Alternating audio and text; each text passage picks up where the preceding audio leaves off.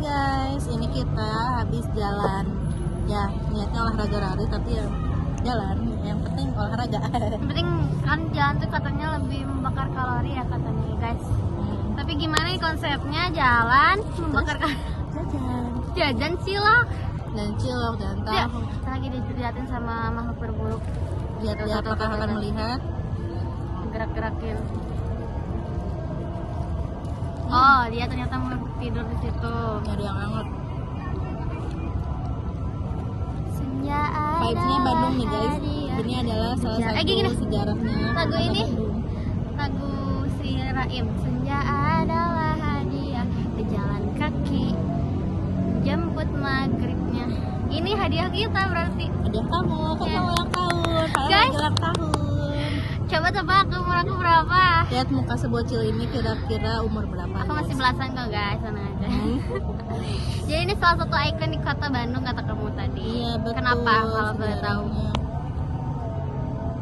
Kenapa? Ini tuh disebutnya juga kan monumen perjuangan.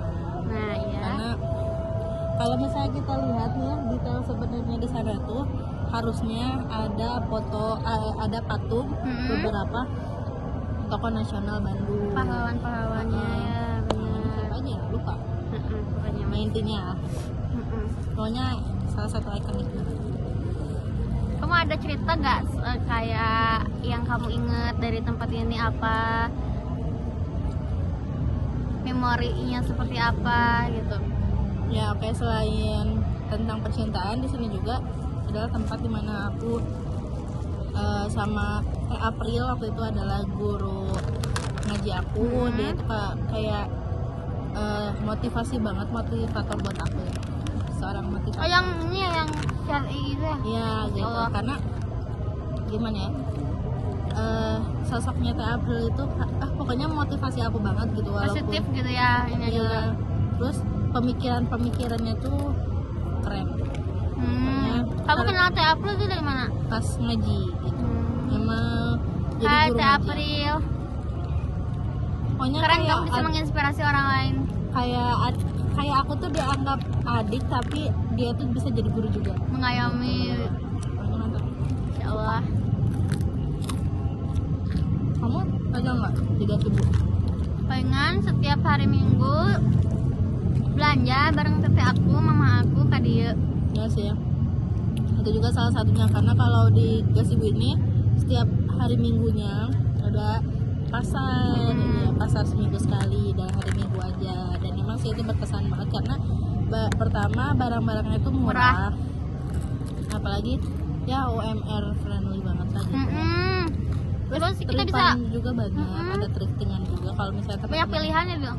nggak mau jauh-jauh ke Gede Bage, ke Gasibu juga bisa. Dari kulinernya semuanya ada di Asli sini. ada. Kalian nggak usah khawatir.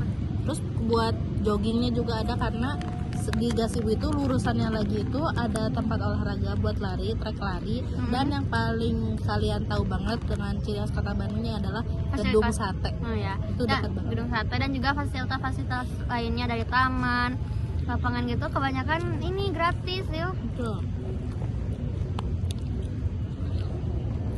Jadi kita harus beruntung menjadi orang Bandung dan tinggal di kota Bandung ini. Alhamdulillahnya tuh Dago tuh tempat yang pertama estetik ya, seperti teman-teman bilang, termasuk kawasannya First estetik. off, Dago, tolong.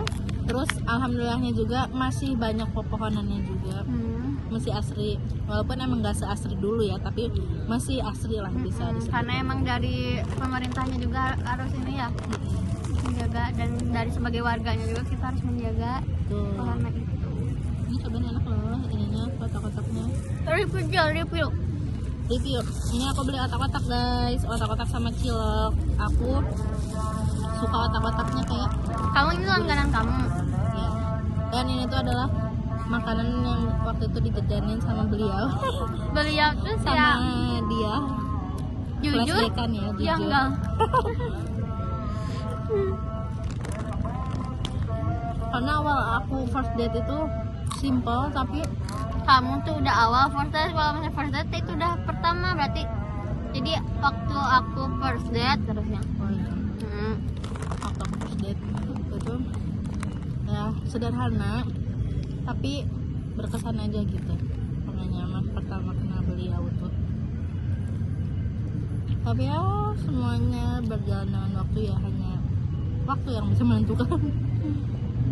Cintaku kandas Makanya karena waktu. setiap kamu bertemu sama orang tuh, kamu berdoanya semoga Tuhan, waktu dan juga takdir terus membersamai kita gitu.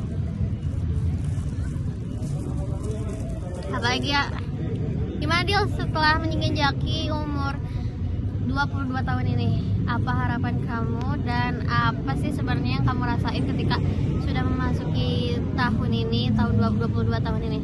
Oke, ya mungkin sebelumnya karena punya fokus pacaran, bisa disebut ya fokus pacaran gitu. Jadi bawaannya itu adalah pinginnya married, pingin nikah, pokoknya pingin berkeluarga.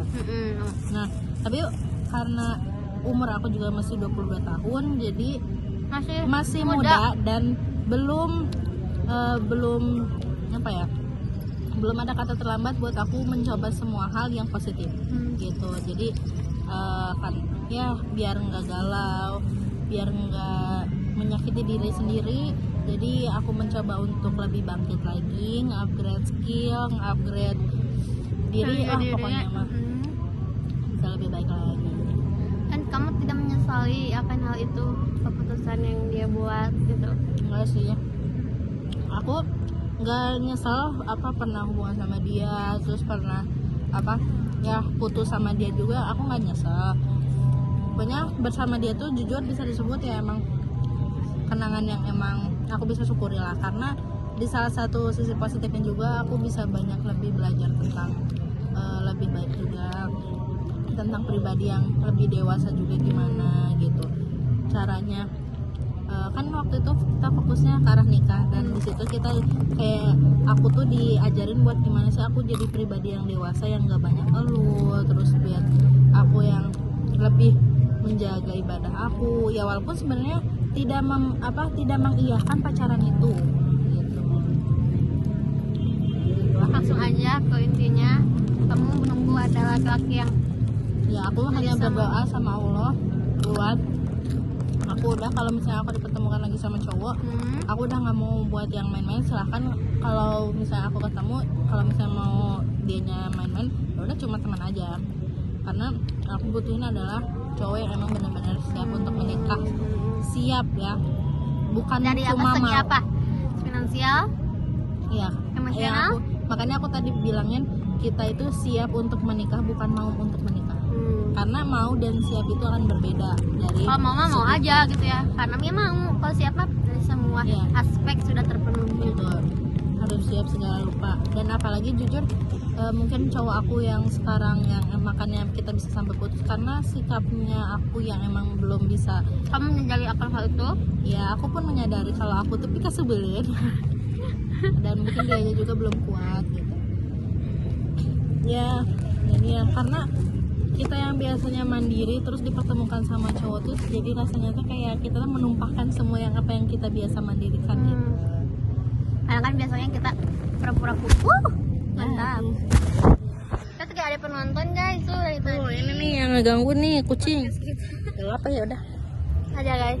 Sok tutup Par, kata-katanya Par. Ya udah sih ya, dari sekian dari saya, terima kasih. Sekian dari Nadia.